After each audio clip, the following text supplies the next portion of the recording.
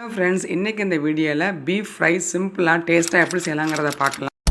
இதுக்கு வேண்டிய மசாலா இஞ்சி பூண்டு ஒரு 6 பீஸ், பட்டை கிராம்பு ஏலக்காய் 1 எல்லாத்தையும் எடுத்து நல்லா அரைச்சு வச்சுக்கலாம். ஒரு 300 கிராம் பீஃபை கழுவிட்டு அதில் 1 tablespoon ginger garlic paste, 2 teaspoon lemon juice, 1/2 teaspoon மஞ்சள் பவுடர், 1/2 டீஸ்பூன் சால்ட் எல்லாத்தையும் போட்டு நல்லா பிசைஞ்சு ஒரு 1 ஹவருக்கு ஊற வச்சிரலாம். பீஃப் நல்லா ஊறிடுச்சு. இப்போ ஒரு 1/2 டம்ளர் தண்ணியை ஊற்றிட்டு அதை குக்கரில் வச்சு ஒரு 4 விசிலுக்கு வேக வச்சிடலாம். இப்போ ஒரு கடாயில் 2 டேபிள் ஸ்பூன் ஆயில் விட்டுட்டு ஒரு 2 பெரிய வெங்காயத்தை ஸ்லைஸ் பண்ணிவிட்டு போட்டு வதக்கிடலாம். இது நல்லா வதங்கி ஆகும்போது ஒரு 1/2 டீஸ்பூன் ஜிஞ்சர் கார்லிக் பேஸ்ட் போட்டுட்டு அதையும் வதக்கிடலாம். இப்போது ஒரு பச்சை மிளகாயை சாப் பண்ணி போட்டுட்டு அதையும் வதக்கிடலாம்.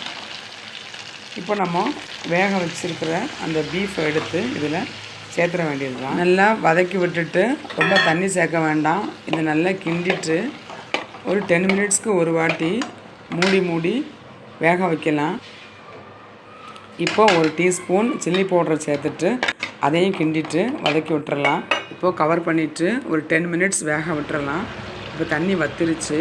இப்போது நல்லா பரட்டி விட்டுட்டு இடையில கொஞ்சம் ஒரு 1/2 டம்ளர் தண்ணி மாதிரி ஊற்றி பிடிக்காத அளவுக்கு அதை கிண்டி விட்டுட்டே இருக்கலாம்.